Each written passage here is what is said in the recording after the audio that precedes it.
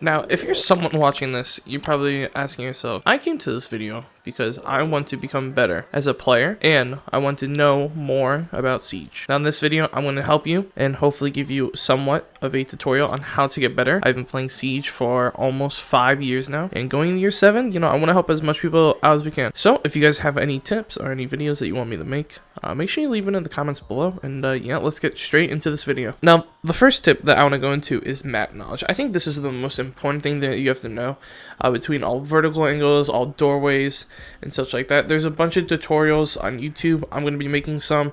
If you haven't, make sure you know the comms, some vertical, like I said, and just basically what to get, what hatches to get, what walls to get, the whole entire site setup too. Attack and defense, using your drones to make sure you know where they are, what they're playing, setting up site. Even so, to extending to roam clearing, you should have a drone in pre-placed areas such as top floors or even in common places where people would sit. And you always have to be ready to, because people are very interesting sometimes and they will hide in corners, and you could definitely die at that. Map knowledge is definitely a key though to playing the game, knowing what to call out, and just where to position yourself as well.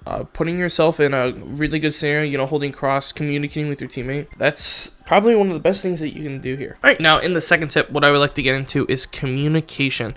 Now, communication not only with your teammates, but also with your drones is very important. And now you may be asking yourself, Ice Cold, what do you mean by drones? I mean, when you're droning, even Z-ping, giving communication to is, hey, he's near ping, and then you see it on the bottom. In your compass down below, it will show you the area of where you are around, so you can give a common call out such as that. Super easy to use, and the game allows you that call out below the compass. One way or another, you should always be talking, before the round, in the round, of, hey, what should we do, guys? What push should we do? Is there anywhere that you guys would like to push, or would you guys like to just do a basic take, so such as clubhouse, kitchen dirt? Would you guys just like to push kitchen dirt? Someone sit on the chain rappel outside, someone hold our flank. You just got to communicate with your teammates, and especially when in post plant, you want to make sure that you are calm. I think being calm is also one of the most underrated things that you need to do, because if you're clustered with comms, it's just bad, man. People are just talking all over the place and you can't hear just one certain thing. Now,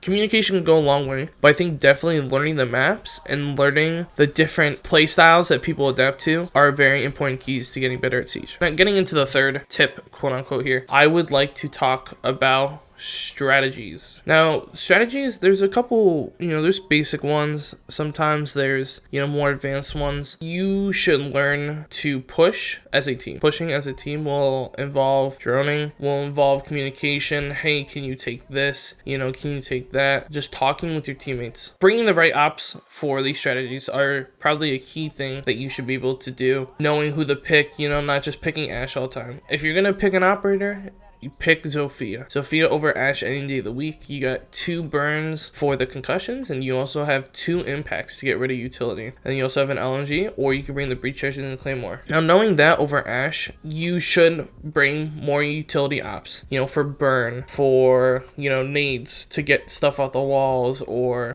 breach charges to open vertical, or sledge to open up vertical. But the different playstyles in this game really should bring you to a conclusion that no one team can be the same. Everyone's going to do something else, and you should try to adapt and learn over time, and try to learn the different strategies too.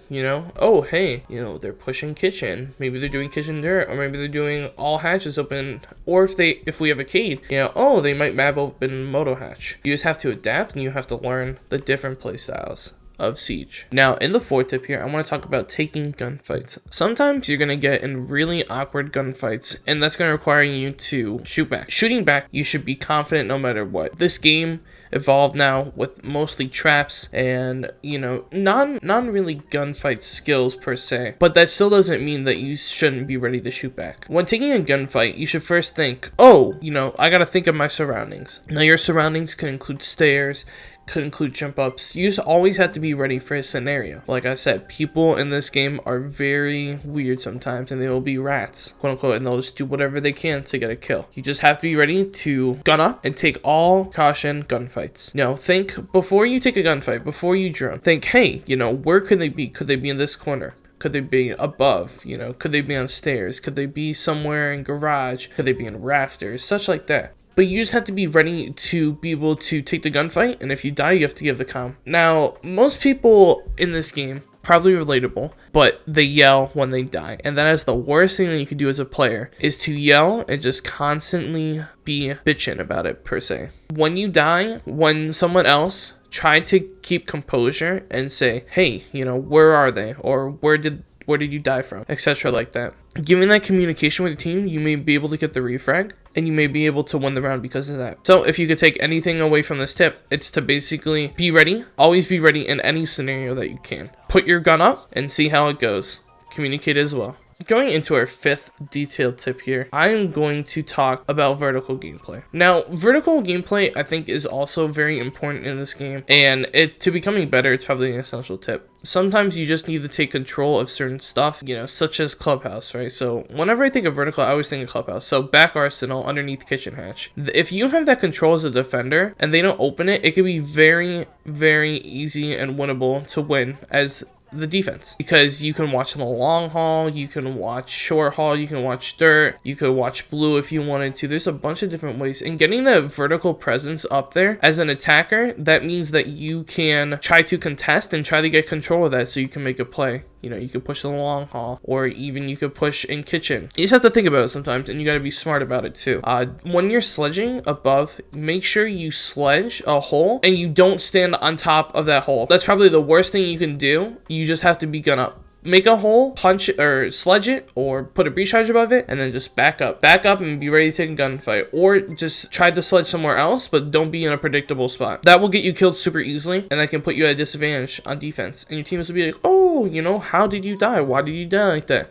You just have to gun up and be ready. If you have a nitro cell, a nitro is a perfect way to control vertical gameplay. Very strong, and you could definitely try to get a freebie off of that and try to get the main count even. Now, hopefully somewhat this helped you guys. I will definitely be making more parts of this and more tutorials in the future. If you did like this, make sure you like, comment, and share. It really helps the algorithm out, and it helps me out. And like I said, if you guys want to see anything new, please let me know in the comments. I'll be making a bunch of videos as I'm trying to grow on YouTube.